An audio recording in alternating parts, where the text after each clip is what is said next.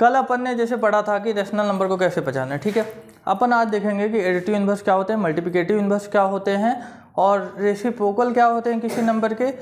Additive inverse को दूसरे नाम से भी जाना जाता है, किसी नंबर का नेगेटिव क्या होगा, ठीक है। तो अपन देखते हैं, इसमें आपको ऑब्जेक्टिव से क्वेश्चन आएंगे जिसमें पूछ दिया जाएगा आपको डायरेक्टली कि इस नंबर का एडिटिव इन्वर्स क्या होगा, ठीक है। जैसे मान लो आपको एग्जाम्पल लेते हैं अपन, और आया क्वेश्चन एग्जाम में कि 5 का आप एडिटिव इन्वर्स लिख के बताओ, फाइंड एडिटिव इन्वर्स ऑफ 5। तो आप क्या करोगे, केवल और केवल इस नंबर का निगेटिव लिख दोगे। निगेटिव का मतलब होता है कि आप फाइन चेंज कर दो, जैसे ही आप फाइन चेंज करते हो उस नंबर का निगेटिव फॉर्म हो जाता है। लाइक आपको 5 दिया है और 5 का निगेटिव फाइंड करना है तो क्या हो जाएगा -5। -5 का निगेटिव फॉर्म करना है तो क्या हो जाएगा +5। -2/3 का निगेटिव फॉर्म करना है तो क्या हो जाएगा बेटा +2/3। अब देखो दिक्कत क्या होती है, अगर वो निगेटिव लिख के दे दे, निगेटिव लिखा हुआ है तो आपको डायरेक्टली ये आपके माइंड में आता है कि बस मुझे क्या करना है, साइन बदल देना है, ठीक है, या मुझे क्या कर देना है, इसको माइनस कर देना है। बिल्कुल बात वही है, लेकिन हम क्या होता है कि बेसिक रूल समझते ही नहीं है। अगर हमको बोल दिया कि -5 का निगेटिव लिखो तो हमको लगता है कि ये तो ऑलरेडी निगेटिव है और इसको कैसे निगेटिव बनाएंगे। Yes sir. ठीक है, तो अपन क्या कर देते हैं कि इसको निगेटिव बना नहीं सकते हैं, ऐसा अपने दिमाग में आएगा और अपन ऐसे छोड़ के -5 जहाँ पे ऑप्शन दिया रहता है वही टिक करके चले आते, ठीक है। अब यहाँ निगेटिव का मतलब है कि आपको साइन चेंज करना होगा। कोई चीज़ खुद में अपने लिए ही तो पॉजिटिव होती है, जैसे आप हो, आप खुद को अपने लिए पॉजिटिव समझते हो कि नहीं समझते हो। एक बुरा से बुरा इंसान होगा वो खुद को क्या समझता है, पॉजिटिव समझता है, तो उसका निगेटिव क्या होता है। अब मान लो कोई पुलिस है तो पुलिस वाले के लिए निगेटिव क्या होगा, चोर, लेकिन चोर है तो उसके लिए निगेटिव क्या है, पुलिस, ठीक है। उसी तरीके से नंबर के लिए है कि अगर पॉजिटिव नंबर होगा तो उसके लिए निगेटिव क्या होगा, माइनस, और निगेटिव के लिए पॉजिटिव क्या होगा, प्लस, निगेटिव के लिए निगेटिव क्या होगा, प्लस, ठीक है। तो आप देखो, आपने जैसे 5 को लिखा -5, -2/3 को लिखा +2/3, आपने 5 को लिखा -5, -5 को लिखा +5, -2/3 को क्या लिखा, +2/3। उसी तरीके से अगर आपको एग्जाम में क्वेश्चन आता है कि 2/3 का निगेटिव लिखो तो आप क्या लिख दोगे, -2/3। लेकिन हमेशा आपको निगेटिव के नाम से नहीं आएगा, निगेटिव के नेम से लिख के नहीं देगा, तो आपको ये ध्यान रखना है कि क्या लिख के आएगा, additive inverse of this number. तो एडिटिव इन्वर्स अगर आपको आ गया कि मैं आप एडिटिव इन्वर्स को AI से रिप्रेजेंट कर रहा हूँ यहाँ पे, तो AI ऑफ 5 क्या हो जाएगा बेटा, -5। AI ऑफ 10 क्या हो जाएगा बेटा, -10, ठीक है। अब देखो इसमें आप फंसते कहाँ हो, मैं थोड़ा और कॉम्प्लेक्स ले जाता हूँ आपको, और आपको क्वेश्चन में दे दिया कि फाइंड द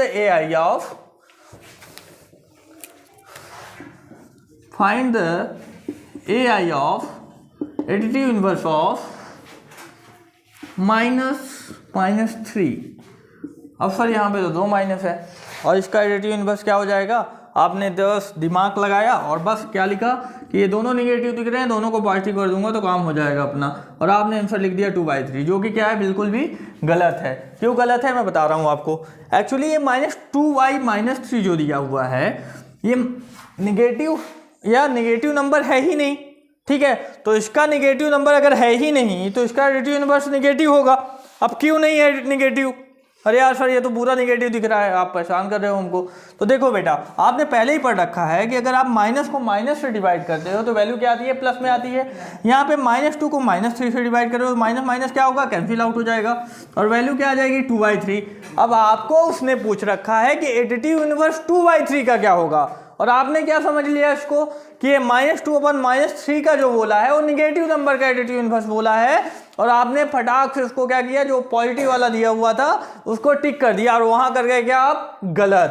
तो 2/3, अब ये -2/3 can be written like 2/3, and when you will get additive inverse of this number you will get what, -2/3। So this one will be correct and this one will be incorrect. Okay, yes sir. now we will move for another example. If question is like this, find AI of -2/3, then what you will do, let's see here, just make it positive, minus divided by minus you will get positive number, and here minus and here plus, you have plus and minus। यहाँ पे आपको क्या है बेटा, minus और plus दिया हुआ है। इसका मतलब है कि जब आप ब्रैकेट को ओपन करोगे तो माइनस साइन का मल्टीप्लाई किससे होगा, प्लस साइन के साथ। और मैं आपको थोड़ा सा यहाँ साइड में आप इसको नोट करेंगे कि माइनस प्लस का मल्टीप्लाई करते हैं तो क्या वैल्यू आती है बेटा, माइनस। माइनस और माइनस को मल्टीप्लाई करते हैं तो क्या वैल्यू आती है, प्लस। और अगर आप प्लस प्लस को मल्टीप्लाई करेंगे तो ये आपको बहुत बचपन से करते आए हो, आपने कभी भी प्लस दो नंबर पॉजिटिव लिखे हुए हैं उनका मल्टीप्लाई किया है तो पॉजिटिव ही नंबर आया है। और आप अगर प्लस और माइनस को मल्टीप्लाई करोगे तो माइनस। इस तरीके से याद रखेंगे कि जब जो दो सेम साइन मल्टीप्लाई होते हैं तो वैल्यू क्या आती है बेटा, पॉजिटिव। मतलब कि जब दो चोर मिलेंगे तो क्या काम होगा बेटा, चोरी का ही होगा और वो दोनों के लिए अच्छा है। लेकिन एक चोर और एक पुलिस वाला मिल गया तब क्या होगा, हो जाएगी कुटाई। और वो कुटाई अगर हो गई तो ठीक होती नहीं है, इसलिए क्या होगा, ये क्या आ जा रहा है, इसकी वैल्यू निगेटिव। समझ में आया? ठीक है। तो अगर दो अलग अलग साइन वाले कंबाइन होंगे तो ऑब्वियस सी बात है कि होगा लफड़ा। ठीक है। तो यहाँ सेम साइन के कॉम्बिनेशन से आता है पॉजिटिव और डिफरेंट साइन के कॉम्बिनेशन से आता है निगेटिव। ये याद रखना, केवल और केवल ये प्रॉपर्टी मल्टीप्लिकेशन के लिए है, डिवीजन के लिए भी कुछ ऐसा ही होता है। लेकिन आप कभी कभी गलती कर जाते हो, आप मिस कर जाते हो कि मल्टीप्लाई में दिए हुए हैं या एडिशन में दिए हुए हैं। तो वो कॉन्सेप्ट अभी अपन नए वीडियो में जब आएंगे तो आपको बताएंगे कि इसको कैसे सिंप्लीफाई किया जाता है, कैसे साइन से डील करें। लेकिन अभी हम अपने टॉपिक पे रहते हैं, additive inverse of this number. तो मैंने जैसे बताया माइनस और प्लस को मल्टीप्लाई करेंगे तो क्या वैल्यू आएगी, निगेटिव। और वैल्यू क्या आ गई, -2/3। -2/3 आ गई तो इसका निगेटिव क्या हो जाएगा बेटा, +2/3। तो ये क्या हो गया, AI ऑफ -2/3। क्लियर है? ठीक है। अपन और एग्जाम्पल ले लें, एक दो एग्जाम्पल और लेंगे फिर अपन मूव करेंगे दूसरे टॉपिक की ओर। ठीक है। अब आपको मान लो क्वेश्चन आ गया कि find additive inverse of this. अब क्या करोगे आप, अब आपके दिमाग में आएगा ही नहीं, ये तो हमने पढ़ा ही नहीं। ठीक है। और CBSE बोर्ड से अगर आप हो तो ऐसे क्वेश्चन भी पूछे जा सकते हैं। MP बोर्ड या जो स्टेट बोर्ड होते हैं, जनरली कुछ स्टेट बोर्ड बुक से बाहर जाना पसंद नहीं करते हैं तो वो बुक पे ही जो क्वेश्चन दिए हुए हैं उन्हीं को पूछते हैं। लेकिन आप अगर CBSE या कुछ उत्तराखंड बोर्ड जैसे बोर्ड अगर हैं तो वो आपको कैसे भी क्वेश्चन पूछ सकते हैं जो आपके सिलेबस में गिवन है, नो मैटर उसमें आपके बुक में वो क्वेश्चन हैं या नहीं। ठीक है। और ये दूसरा 8th क्लास की जो एग्ज़ाम होती है वो जनरली बुक पे डिपेंड करती है कि किस स्कूल में आप पढ़ रहे हो और वहाँ पे कौन सी बुक लग रही है। ठीक है। लेकिन अगर हम बात करें MP बोर्ड की तो इस बार MP बोर्ड, क्योंकि MP बोर्ड एग्ज़ाम ले रहा है क्लास 8 की, तो इसलिए आपको जो MCRT की बुक आती है उस पर दिए हुए क्वेश्चन पे ही रहना है और उसे ही सॉल्व करना है, क्योंकि वहीं से क्वेश्चन आपको आने वाले हैं। ठीक है। तो यहाँ पे देखते हैं हम क्या होगा, ये माइनस और ये क्या है, प्लस है। तो नेगेटिव और पॉजिटिव नंबर की जो मल्टीप्लिकेशन की वैल्यू होगी वो क्या होगी, हमेशा नेगेटिव में होगी। और वैल्यू क्या आ जाएगा, 2 5 जा 10 और 3 6 जा 18। अब आपको ये तो डायरेक्ट अगर ऐसा दे दिया तो ठीक है, लेकिन कभी कभी क्या होता है कि उस लोवेस्ट फॉर्म में दे देता है। लोवेस्ट फॉर्म में कैसे, आप 2 से 6 को कैंसिल कर सकते थे और वैल्यू क्या आ जाती है यहाँ पे 3। तो 3 3 जा 9 और 5 1 जा 5, तो वैल्यू इसकी क्या आ जाती है बेटा, -5/9। आप यहाँ से भी सिंप्लीफाई कर सकते थे, एक कॉमन प्राइम नंबर जो दोनों को डिवाइड कर दे या एक कॉमन नंबर जो दोनों को डिवाइड कर दे, उससे हम फ्रैक्शन को डिवाइड करके उसके इक्विवेलेंट फ्रैक्शन को लिख देते हैं और वही क्या होता है, लोवेस्ट फॉर्म। इक्विवेलेंट फ्रैक्शन आप जानते ही होंगे, आपने क्लास 5th में ही पढ़ा है कि एक ऐसा फ्रैक्शन जो दिए हुए फ्रैक्शन से सिमिलर होता है, इक्वल प्रोपोर्शन में होता है, या तो उसमें आप सेम नंबर से ऊपर और नीचे मीन्स डिनोमिनेटर और न्यूमरेटर में मल्टीप्लाई करते हो, या सेम नंबर से न्यूमरेटर और डिनोमिनेटर में डिवाइड करते हो, तो आपको जितने भी फ्रैक्शन फॉर्म होते हैं वो सारे के सारे क्या होते हैं बेटा, इक्विवेलेंट फ्रैक्शन फॉर्म होते हैं। ठीक है। तो यहाँ पे अपन ने जो सॉल्व किया प्रीवियस क्वेश्चन, उसमें क्या था कि आपको दिया हुआ था कि यहाँ पे 6 दिया हुआ था, यहाँ पे 3 दिया हुआ था, यहाँ पे 5 दिया हुआ था, यहाँ पे क्या दिया हुआ था, 2। चलो अपन एग्जाम्पल थोड़ा दूसरा कर लेते हैं, अब मेरे ध्यान में नहीं है क्योंकि मैं बुक से नहीं पढ़ा रहा हूँ तो मुझे क्लियर नहीं है, लेकिन कोई दिक्कत नहीं है, आप यहाँ से भी समझ जाएंगे। तो यहाँ क्या हो जाएगा बेटा, 3 2 जा 2 2 कैंसिल आउट होंगे, तो यहाँ क्या आ जाएगा, -1/5। आपको पहले सॉल्व करना है, देन एडिटिव इनवर्स की ओर जाना है। अब इसका नेगेटिव क्या हो जाएगा बेटा, AI of this number will be what, +1/5। ठीक है, तो ये आपको यहाँ से समझ में आ गया होगा कि अगर फ्रैक्शन दिया हुआ है उस पर अगर एडिशन है फ्रैक्शन का, सब्ट्रैक्शन है फ्रैक्शन का, मल्टीप्लिकेशन है या साइन से मल्टीप्लाई किया जा रहा है, तो पहले क्या करना है, आपको दिए हुए क्वेश्चन को सॉल्व करना है। फाइनली जो आपको सिंप्लीफाइड फॉर्म में जो भी आपका आंसर आएगा उसका नेगेटिव आपको निकालना है, वहाँ से आप एडिटिव इनवर्स आसानी से निकल पाएंगे, क्योंकि आपको पता है कि एडिटिव इनवर्स क्या होता है किसी नंबर का, उस नंबर का नेगेटिव। अब अपन बढ़ते हैं सेकेंड प्रॉपर्टी की ओर, या एक ऐसा टॉपिक जो डेफिनेटली बहुत इंपॉर्टेंट है एग्जाम पॉइंट ऑफ व्यू से, और उसे हम बोलेंगे क्या, मल्टीप्लिकेटिव इनवर्स। मल्टीप्लिकेटिव इनवर्स बहुत इंपॉर्टेंट है आपके एग्जाम के हिसाब से, और ये पूछा जाता है हर एग्ज़ाम में जो बोर्ड क्लास या 8 क्लास की एग्ज़ाम स्कूल ऑर्गेनाइज करवाती है सभी में। ठीक है, जैसे मान लो अब मल्टीप्लिकेटिव इनवर्स है क्या, तो मल्टीप्लिकेटिव इनवर्स बेटा वो नंबर होते हैं, मान लो आपको कोई नंबर दिया हुआ है, ठीक है, और आपको बोल दिया कि इसका आप क्या निकालो, मल्टीप्लिकेटिव इनवर्स। तो मल्टीप्लिकेटिव इनवर्स निकालते वक्त हमको ध्यान में ये बात रखनी है कि हम किस नंबर से मल्टीप्लाई कर दें तो वैल्यू क्या आ जाए, 1 आ जाए। ठीक है, तो मल्टीप्लिकेटिव इनवर्स से पहले मैं थोड़ा सा आपको रेसिप्रोकल का कॉन्सेप्ट इंट्रोड्यूस कर रहा हूँ यहाँ पे। रेसिप्रोकल अगर आप समझते हैं तो डेफिनेटली मल्टीप्लिकेटिव इनवर्स आप समझते हैं, क्योंकि रेसिप्रोकल ही मल्टीप्लिकेटिव इनवर्स है। ठीक है, तो रेसिप्रोकल क्या होता है बेटा, आपको 2 तरीके के वर्ड यूज किए जा सकते हैं। आपको या तो पूछ दिया जाएगा कि मल्टीप्लिकेटिव इनवर्स फॉर्म करो या तो रेसिप्रोकल फॉर्म करो। अब आपको बोल दिया कि write the reciprocal of 5, then what you will write, sir I don't know. Okay, कोई बात नहीं, देखो आपको समझना कैसे है। मैं अगर बोल देता हूँ कि 1/5 हो गया, तो आप बोल रहे हो कि 1 तो था ही नहीं, 1 ला दिया आप याद। तो देखो बेटा, आपने कल ही पढ़ा था कि रेशनल नंबर होते क्या हैं, जो PYQ के फॉर्म में रिप्रेजेंट किए जा सकते हैं। तो अगर 5 है तो 5/1 होगा, ऑब्वियस सी बात है, और 5/1 एक रेशनल नंबर है और 5 की वैल्यू में कोई चेंजेस नहीं हो रहे हैं। अब रेसिप्रोकल का मतलब होता है कि बेटा उल्टा, रेसिप्रोकल का मतलब होता है उल्टा। उल्टा इस टर्म में नहीं कि नेगेटिव पॉजिटिव, इस टर्म में कि आपको न्यूमरेटर को डिनोमिनेटर में कन्वर्ट करना है और डिनोमिनेटर को न्यूमरेटर में। तो आपको क्या आ जाएगा बेटा, रेसिप्रोकल। तो आप अगर देखें यहाँ पे रेसिप्रोकल आपको लिखना है किसका, 5 का, तो ये क्या हो जाएगी वैल्यू बेटा, 5/1। क्लियर है ये, ठीक है। अब आप आ जाओ दूसरे क्वेश्चन पे।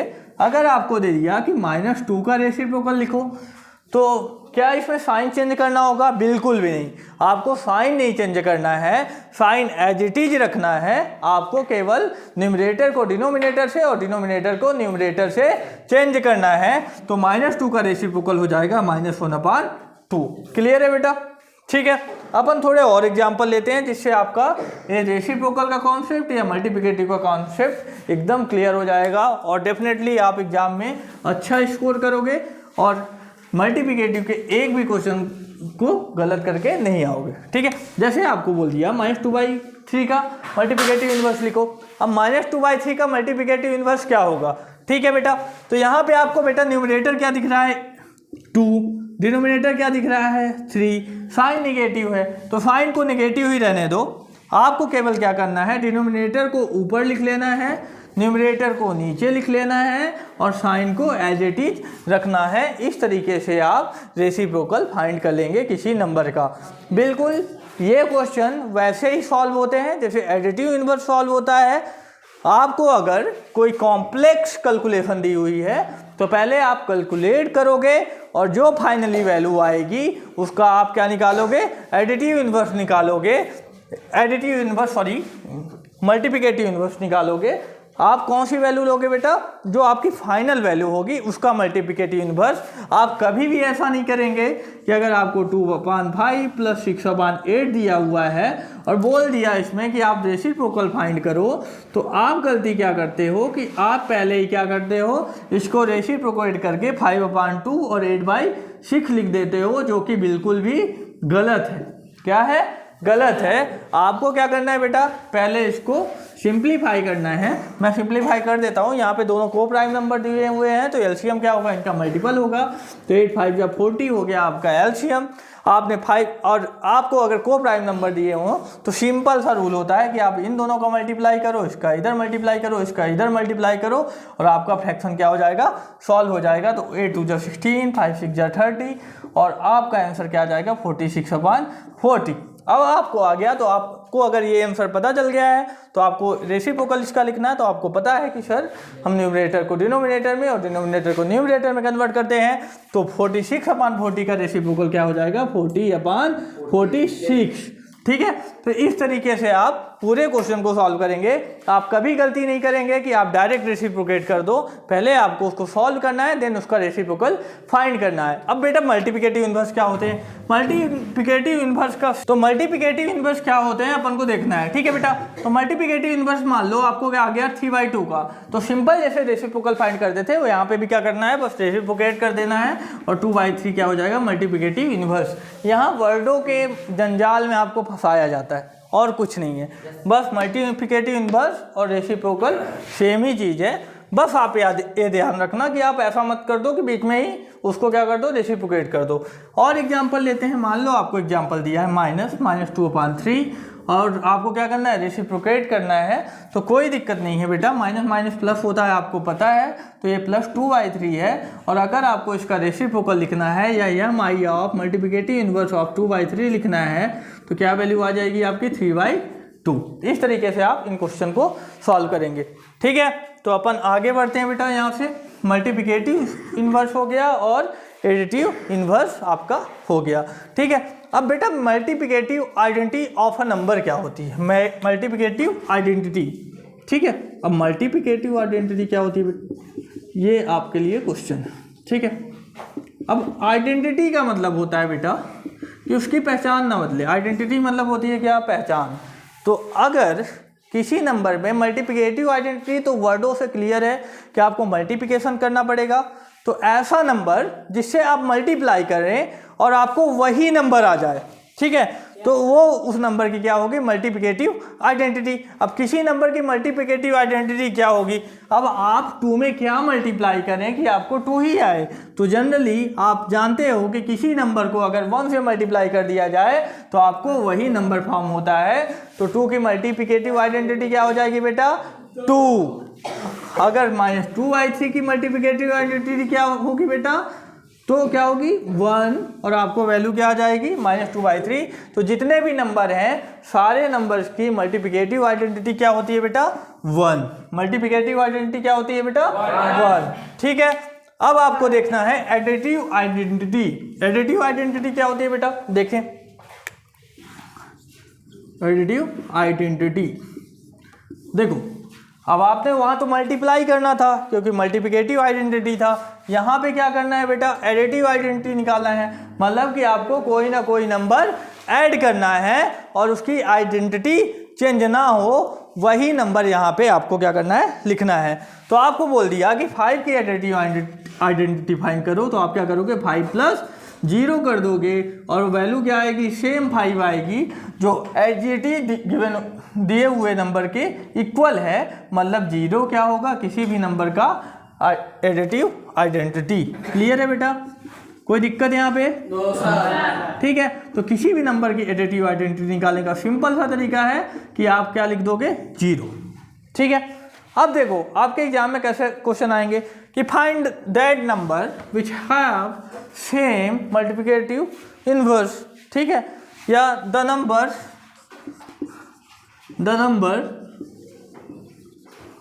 that dash and that dash have same reciprocal, have same reciprocal। ठीक है, अब ये क्या करोगे आप बेटा, अब कैसे, कौन से नंबर ऐसे होते हैं जिनका रेसिप्रोकल सेम होता है? तो देखो दुनिया का कोई भी नंबर नहीं है केवल 1 और -1 को छोड़ के जिनका रेसिप्रोकल क्या हो, सेम हो। अगर 1 का अगर आपको रेसिप्रोकल लिखना है तो क्या हो जाएगा बेटा 1, और -1 का रेसिप्रोकल लिखना है तो क्या हो जाएगा -1। ऐसा क्यों होगा? क्योंकि 1 को आप 1/1 लिख सकते हो, रेसिप्रोकेट करोगे तो सेम वैल्यू आएगी।